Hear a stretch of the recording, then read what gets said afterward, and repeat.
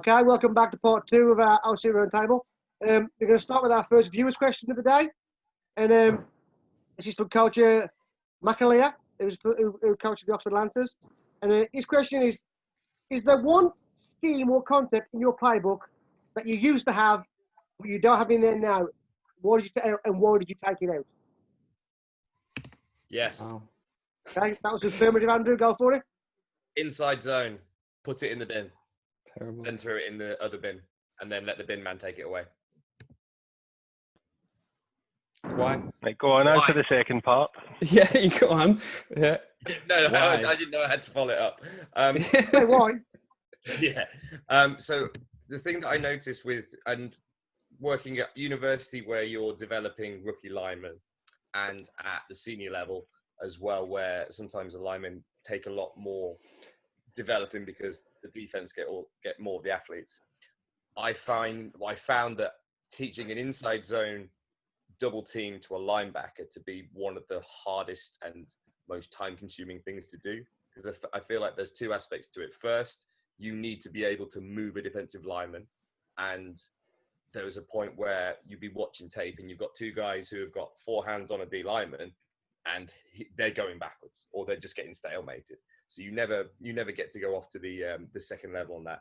And then the second thing is being able to teach them, right, we've got two that are coming up, right, if the linebacker's scraping one way, one guy peels, or if the linebacker scrapes the other way, the other guy peels. It's a simple O-line drill, but putting that together in a scheme and being able to do it successfully in the game is, I don't like it anymore. So my run game is pretty much all pin and pull. So I have trap, I have counter, and I have book sweep. And those are my three runs that I'm going to be running now at both Great Britain and at Shropshire, because it allows me to win leverage battles. So I don't have to like push a guy backwards. I can just pin him off and let somebody run through to the next level. And it's easier for my guys to succeed that way. So that's what I've kind of gone from a zone world to a pin and pull world. Good answer. Okay, I kind of agree with your initial point about that teaching, but go back to something I said earlier about repetition. If you are going to run zone schemes, inside and outside zone, that should be it, basically. You know, and that's all you teach. And you just get shed loads of repetition at it. I mean, I was lucky enough, I spent 2 full days with Alex Gibbs, almost the granddaddy of the zone schemes. I think he was still at Denver at the time, or he was going from Denver to Atlanta. I can't remember, but I mean, we spent 1 day on the inside zone, nothing but, and he just sold me on that concept. And he said they have 4 plays. They have inside zone right, inside zone left, outside zone right, and outside zone left, and that's it. And then the other stuff they have off of that is you really need to be complementary to build up your offense off of that. You need to have your split zone. If you got a fullback or an H-back, you have to have some kind of reverse. You have to have boot, zone read, those kind of things off the back of it to make the whole offense work. But yes, you need to have the time to embed it into your offensive line where it becomes second nature. And I understand at uni, you probably don't have anywhere near. You get what, like 3 or 4 weeks before you play your first game normally. At GB, unless they've come from a zone scheme, you're pretty screwed. And I would agree with you. You go to man schemes when you have limited time with people, unless maybe some of the adult guys would be better. But when they're going from 9-man to 11-man football at GB Youth, I totally agree with you. It's probably tough to teach. How about you, Harry? It's quite cliche, I guess, but like, it doesn't really like. I like to have a good understanding of a few schemes and then actually apply the appropriate ones for the guys that I have. I guess in the same way that you're saying that you don't like inside zone, but if you came to like Merseyside where we basically just run inside zone and nothing else, then you'd be very happy with it, just because it suits the guys that we have. So for me, it's just being able to pick and choose when stuff is appropriate, not necessarily like just lashing it in the bin. I think like the gap scheme stuff is super appropriate, I think. But as you like build through the levels, like when you start playing guys that linebackers that re-pull and you have backside run through and all this stuff becomes, and guys can scout which way guys are you're going to pull and you're limited, then that's where you find the scheme actually is going to hamper you. Whereas if you actually run in a pure zone scheme, to an extent, you should naturally pick all that stuff up in scheme. I think like the levels make stuff, they cover a lot of the issues that you have to start with, but then as you raise through, if you struggle at like a certain level, you're like only running gap stuff, then it becomes a limiting factor, I think, on that side, and you have to have something that works alongside it, whether it's pass game to build off it, so like a complex kind of your play action game and screen stuff off, and then so you're pulling guys and throwing it and things like this. That's when you kind of get to that next level. But it's hard to like not knowing what opposition you're going to play is always a struggle for me in terms of kind of building out an offense, and then also knowing the guys, especially if at a uni, if you don't know the guys that you're going to get, then you've got to kind of predict from experience, from your kind of craft knowledge, like knowing roughly what kind of bodies, what kind of experience you're going to get, and what scheme is going to be more suitable for them. So I wouldn't necessarily, I don't think, I have run scheme and not run it again the same year just because it didn't work with the guys, or we haven't had enough reps, or we haven't had enough, or like teams were better against that stuff. But I would always keep it like kind of at the bottom of the pile for when next time I need to take a look at it, then I've got it there really. Yeah, I think it's been mentioned a couple of times, and I think it's really important for any coach starting out to understand you fit your scheme to the personnel you have, and not try and do it the other way around. See something you like and then try and force fit that to your personnel. So yeah, I run multi-set. I may put some stuff on the back burner if I don't have the personnel for it, but a bit like the room around me and the house, my wife would tell you, is I don't throw anything away. So, it may come back at some point. So I can't say there's anything I've put in the bin and put the bin in the bin and then got the bin men to take it away. Yeah, Andrew, you'll come back around. Yeah. I think that most of us, like over the course of time, we have like a master playbook, right? Like 1 year you pull something out, and then next year you won't pull it out. It's like you throw it away, but you don't really throw it away, do you? You just put it away for a later date, so to speak. But if you look at football generally, it tends to go in cycles of what's in, what's not in. It's just your cycle might not necessarily align with everyone else's. So. No, I think that's fair enough. I think that if I went to Copenhagen, I was there with Tamworth when we got absolutely shellacked 2 years ago, and those dudes are huge.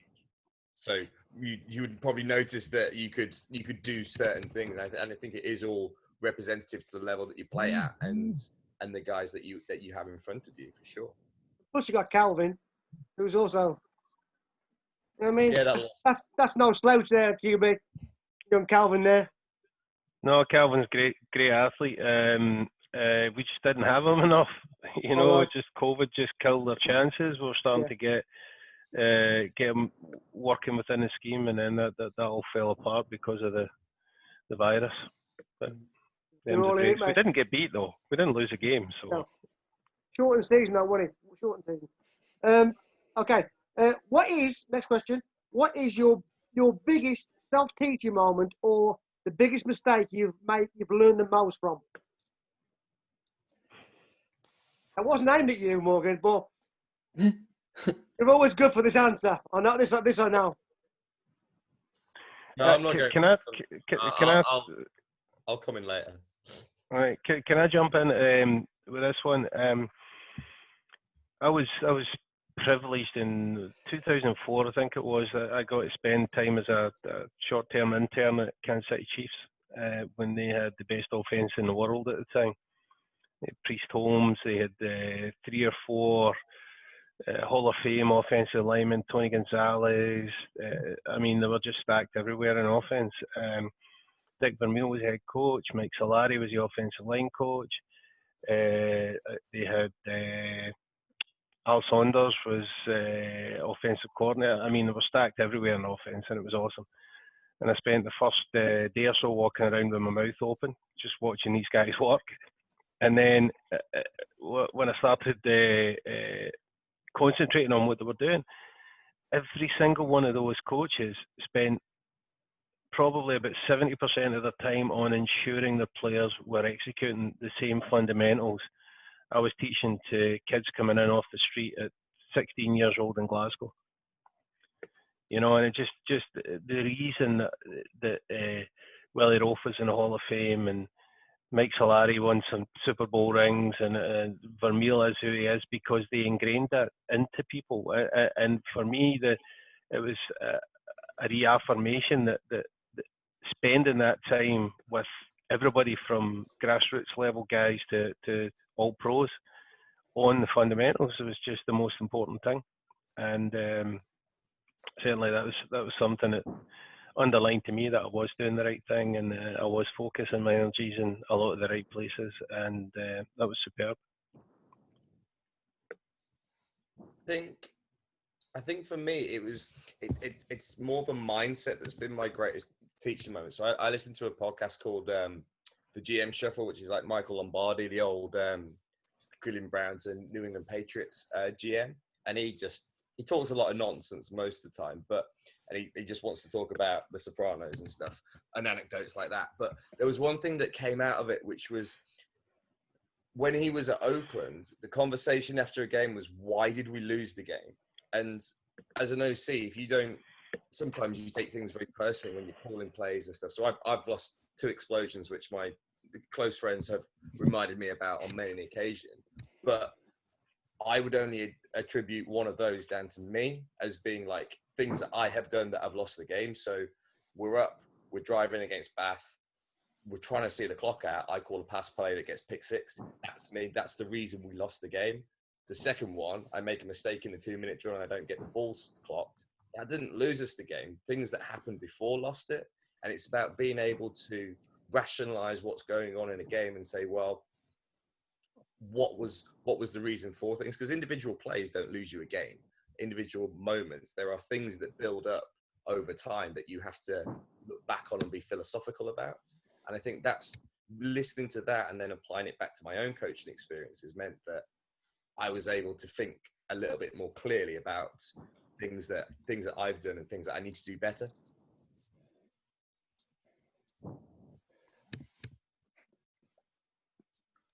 For me, I think it was the first time I was coaching in university football at the Surrey Stingers, and you get all the fresher guys come in, and there was this kid, and nice kid, but he was just so awkward, and in my mind, I wrote him off, right?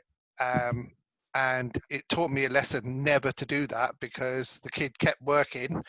Credit to him, we kept working with him. I suppose you could say credit to us, and he ended up as albeit on the opposite side of the ball, the defensive player of the year. So, but in my mind, in that first practice, it was like, oh, he's too awkward. He's got no, skill. It turned out he was so awkward that playing defensive end, no one could deal with him. So, for me, that was a lesson learned, and hopefully, I've carried that on through. So if I hear somebody now say, oh, but I don't think he's going to make it, you never write anybody off. Let them have their opportunity and keep working with them. Yeah, I think for me, I've made loads of mistakes and I probably couldn't name them all, but I think where I've got to now, the biggest focus for me, especially from like purely an offensive side of the ball, is that our focus kind of when we go out and practice and do film is that we want to play great football rather than focus on the winning and focus on these other things, like really trying to take away those things we have no control of and reduce any focus on that, and then really just plow all our kind of laser focus where we can to an extent into playing great football. Because ultimately everyone enjoys it then, which is why we want to do it. Like you will win just as a byproduct of it. If you lose, it's because nothing to do with the kind of football you're playing. There's other factors. There's always teams, and I can guarantee we've all played against or coached against teams where we physically can't beat them just because of there's just no matter what you can do, there's like the level they're playing at, their players are better than your players. So ultimately it's an uphill battle. So for me, the biggest focus now, especially from a HC point of view, is really drilling into that focus of playing great football. And the fundamental things is absolutely correct. Like, I think I heard something the other day that was, so just because it's basic doesn't mean it's easy. Like the best guys, they run this stuff over and over again. They run basic footwork, but they're the best at it.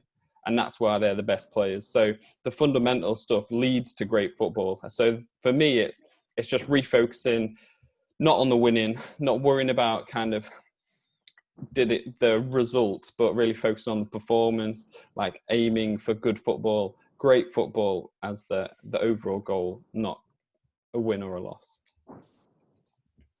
I think that's a great point, Harry. It's looking at the quality and just doing the best that you can do, and just being really positive with the guys no matter what.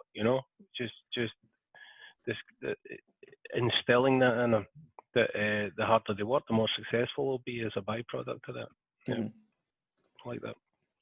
I think we can all relate to Steve as well. I think at some point in time we've all gone to a practice and gone, that kid's not going to make it.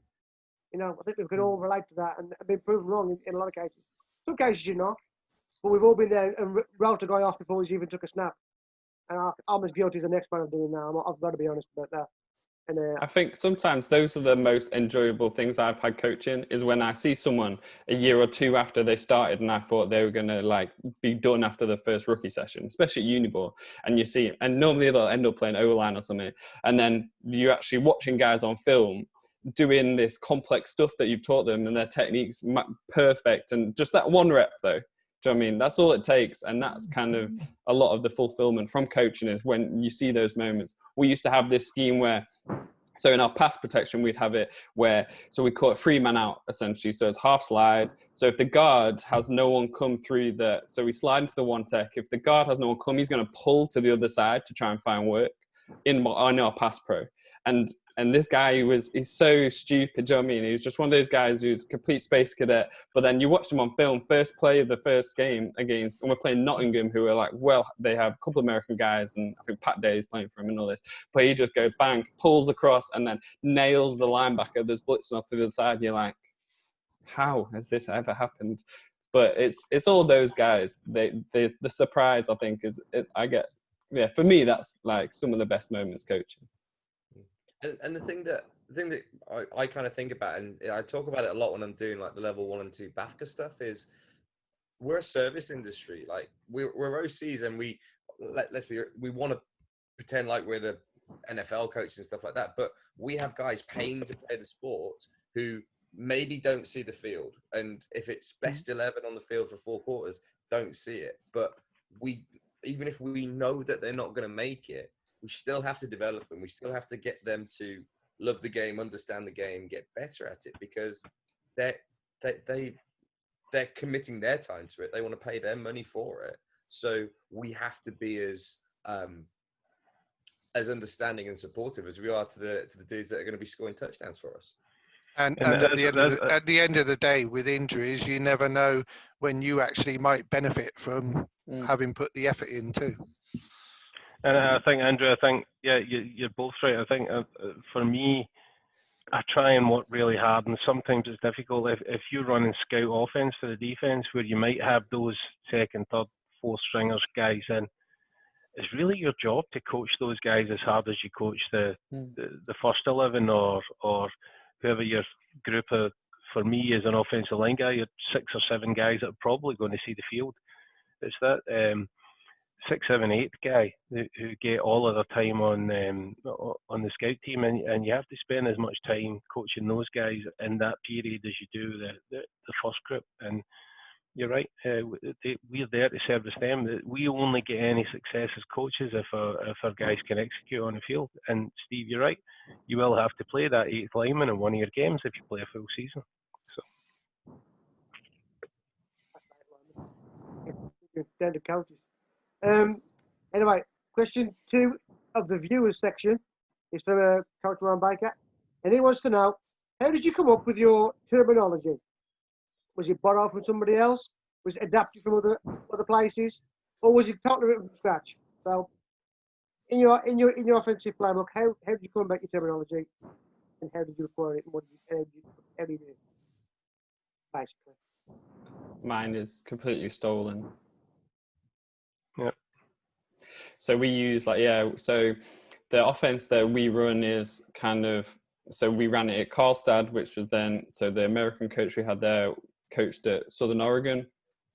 So they ran essentially the same stuff that the Oregon run, just by kind of the filter down process. And then we basically use we still use the same names for the stuff we ran there. So there's no need to change it.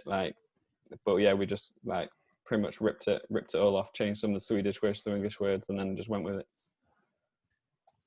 Yeah, I'm the same. I've been stealing for years and years. So, yeah, I've still got bits that I stole from Steve when I did a experience with the Claymores with him. And Ryan Baker, who's asked the question, contributed something when I was GB Lions Juniors OC, and I still use that. So he's contributed to my scheme.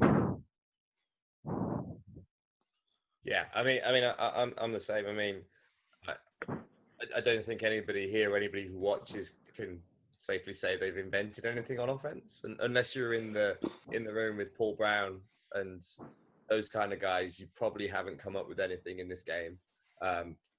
So a lot of my past concepts are what the concept is. So mesh is mesh and smash is smash. I've got a few where I just use word association, which I nicked off a friend. So my slant and out plays called shouts, my seam ins called sin, different things like that I've kind of used. And yeah, that's pretty much it really. The thing that I kind of have tried to do is cut down on words and terminology. So I've again just taken from other people and how they call plays and formations. So instead of kind of like trying to be really specific about things, I'm trying to get to a point where you call maybe where the 2 receivers go. So if I've got 2 receivers and a tight end, so I might call 2 right or 2 left, and then after that there are kind of like rules built in which reduce things down and make it a little easier. But again, this is not stuff that I've come up with. It's things that I've learned from others and tried to take where I can. Well, I think that's all part of your job as a coach. You know the time that the guys spend in the weight room or on the track or doing the physical stuff. It's really our job to go and research and find out what's out there and figure out, okay, that might work for me. Let's give it a try, or work your way through it in your head. You do that mental gymnastics that the players are doing in the weight room to figure out, do I understand this? If I don't, to ask somebody a question, find somebody to ask the question, get it clear in your head so that you can then communicate that to the guys that you're coaching. And that's your job in the off season. And I've spent a lot of time coaching where I would either be playing a season, coaching a season, whatever, doing stuff all year round. And I really find that that really hampered my development. And when I came away from that, when I got to work at the Claymores, trying to convince some of our younger prospect athletes that they shouldn't do that. They might be the best player at their junior team, adult team, university team, but not having that off season to develop physically was critical at that early stage of their development with all the hormones they have running around their system when they're 19, 20 years old. And it's the same for us coaches. When you young guys, and obviously I'm excluding Steve from that category, when you young guys have got the energy and maybe not as much of the kind of baggage that us old guys have, you need to spend that time to find out what's out there, and I think you all do. I mean, certainly, it seems like you two guys are doing all the right stuff. But find as much as you can about as much as you can, so that you can filter through what's out there, so that you don't have to invent it. The only time I actually invented anything was 1991. And that's the only I invented stuff because I knew what I wanted to do with the Glasgow Diamonds youth team, but I didn't know what it was called. And I would watch stuff on TV and I would draw it up and present a playbook, and then we would just come up with a name. And that's the only time we invented any terminology. But then obviously I got thrown in the bin when I actually learned what things were called, and it was a universal language that we could speak. Everything else, like everybody else has said, is completely 100% pinched.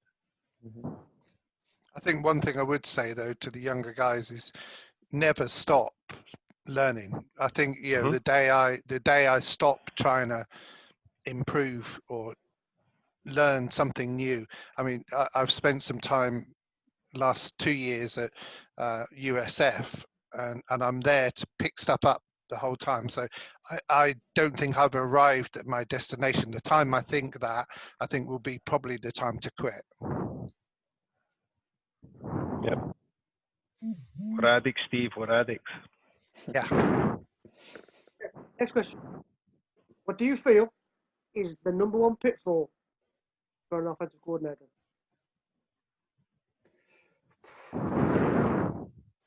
Too much stuff. It's too nice, isn't it? When you just draw all these nice plays up, and then I feel like for me the biggest issue is trying to have too many, and I don't want to offend any O-line coaches, but like O-line, running one scheme at O-line is hard enough because you already have to cope with however many fronts and dogs and blitzes and stuff like this. So running inside zone versus 3-3, 3-4, 4-3, 4-2, like 5-man box. Like for me, having too many O-line schemes was always a struggle because you lose your repetition and that innate ability for all those 5 guys to see the same picture, like in a scheme. So trying to so that has helped me then to kind of develop and package players up where I can use the same O-line scheme, but get multiple looks or kind of products out of it that way. So yeah, for me, it would be too many O-line schemes and pressure that way for that stuff. I think the one that I would say like the pitfall being is thinking that because you know it, they'll know it. And having because you'll have all the answers in your head and you'll know straight away. You'll see the front, you'll see the formation. You're like, oh yeah, we're going to do this and this, and obviously we're going to check to this. And obviously we're going to throw this RPO. But that gap of knowledge from what you've got to what they've got is going to be completely different. And we are limited in the country by how much people know and how much experience they have in the game. And you've got to understand the level that you are pitching at to your players and make sure that you're making them understand it. Because if you come in, I've done this 4 or 5 years ago, I was trying to run RPOs with a read option, with a check with me, with this and that. And it's like, I got it. Nobody else got it. And it was rubbish. So I had to change it. And from then you kind of try and figure out what it is that people can do. And you start low and you scaffold it, and they get the level 1 farmer stuff. And then if they do well with it, they get the level 5 wizards towards the end. But that's the only, do you like that, Harry? That's mine. I stole it. Yeah. But that's the only time you've got to start it low and figure out what they can achieve first. Otherwise, it's just going to go straight over their head, and you're going to spend a lot of time off the field. Yeah, I think just an appreciation of realizing how little time we have. I mean, I don't know about you, Steve, out in Copenhagen, how often you get the players, but certainly in Brit Bowl, it's, if you're lucky, it's 3 times a week. If you're not so lucky, it's once a week. Just understanding how little time relative to the speakers that you will listen to on some of the information stuff. It's one of the things when I'm talking to my American friends that they say I don't understand how you do it in the time, and I am trying to always adjust what they're trying to get me to do to make sure I know it will fit the time I have.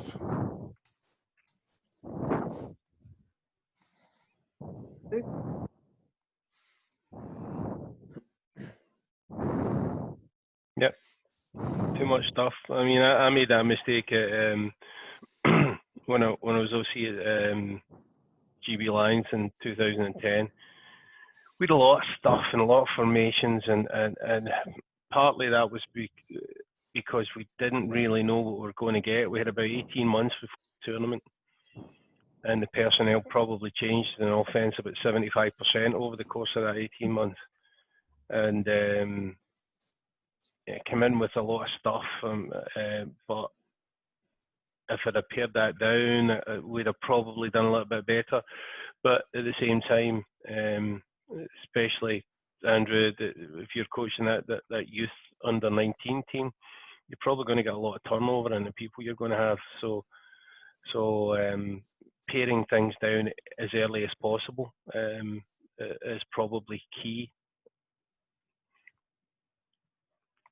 No, definitely, and I think the thing that's always nice, and we're all at a level where we coach with new players, and the thing I always think about is like the blank canvas terminology of if you have nothing about painting, and you, I don't know, went and looked at some 4-year-old story and painted it, and that's all you knew at it, and that'd be the level you're at.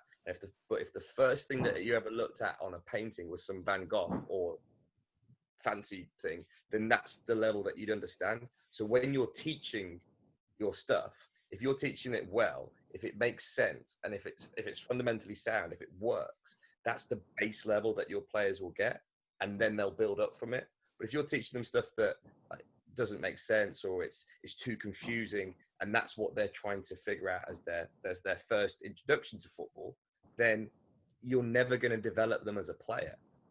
And that's where it's got to be. So the fact that if you're teaching a solid pass pro protection, so I don't know if it's full slide or half slide or big on whatever, as long as they have that as an understanding to start with, then you can build on it and you can develop it. But if you just tell them, right, stand there and block it, then that's not going to give them the basis to help develop them as they go, and they're not going to be able to progress through the sport the way that you want them to. Yeah, I think yeah, you're right. That fundamental, and at every stage we need to check. We need to check with the players. We don't just assume that we've worked it in practice. And I think it was the Share the Knowledge call Rick had set up with Bob Wiley, the old Browns line coach. He was really key on the players need to understand the why. So why are we sliding you? Why? What situations are we going to use this in? So that then they can tell you, and make sure you check with them, make sure you check their understanding, make sure that they can tell you what you're going to coach them before you're going to coach it. And then the defensive line coach, forget his name, he said exactly the same thing. When he gets into his meeting room with his NFL guys, they take a snap each on the coach's clicker and they coach everybody up so that everybody understands how it should be done, what they're doing, why they're doing it. Where their hands and feet need to be, eyes, all of that kind of stuff, the fundamental stuff as well as the scheme behind it. And you're right, if you don't build that fundamental up from this is how you line up, this is your first step, to this is how you do it versus X or Y front, then it's not going to work. Well, gents, we are running out of time. It's ticking down quicker. That hour goes by so fast. So I want to take this opportunity to thank you all for coming on. As I said before, this channel's all about giving back to the young UK coaches, first and foremost. Any European coaches that have football, we're all for it too. But, so gents, salute to you all. I thank you all for your time. Thanks for coming on and passing on that knowledge. I appreciate you all. I'll see you all soon. Thanks all. Yeah, welcome. Thank you very much.